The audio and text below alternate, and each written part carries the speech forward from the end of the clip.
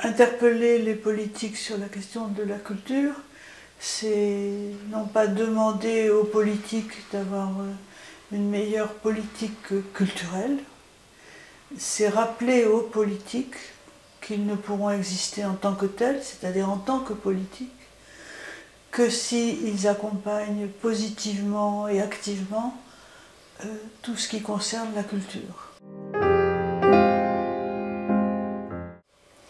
Je veux dire que je fais non pas de la culture un enjeu qui dépendrait des choix politiques, mais je fais de la culture une condition de possibilité de la vie politique elle-même. C'est-à-dire qu'il ne peut pas y avoir de politique sans culture. Que la culture intervient comme condition de possibilité en amont de la possibilité de la vie politique. Donc, il est vrai que comme nous sommes nous sommes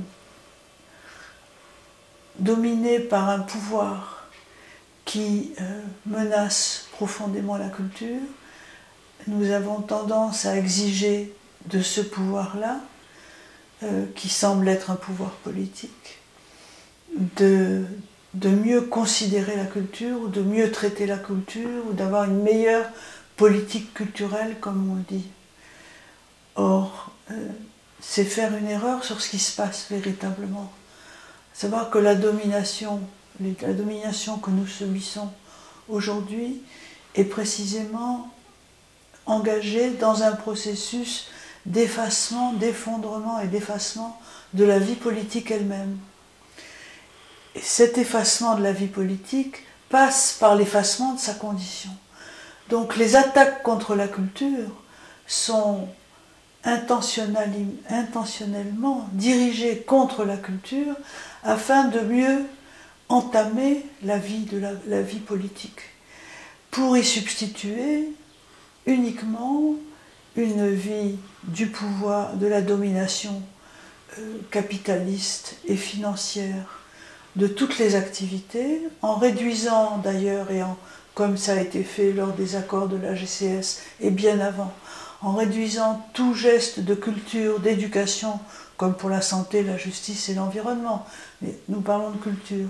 Tout ce qui concerne l'éducation et la vie culturelle et artistique a été réduit dans des textes qui régissent la mondialisation et qui sont émis par les pouvoirs actifs et financiers de la mondialisation, pour faire de toute cette culture, comme le dit la GCS, un service commercial, une marchandise qui va circuler sous les mêmes règles de concurrence, de profit et de mercantilisation que n'importe quelle autre marchandise. C'est parce que ce pouvoir-là veut traiter le monde de la culture et le monde de l'éducation dans une commercialisation des services, qu'il a besoin de s'attaquer à l'éducation, à la culture, pour mieux éliminer la vie politique et y substituer les règles de la vie économique. Donc défendre la culture, c'est pas lutter contre une politique culturelle, c'est lutter contre l'effondrement de la politique. Pourquoi la culture est condition de la vie politique?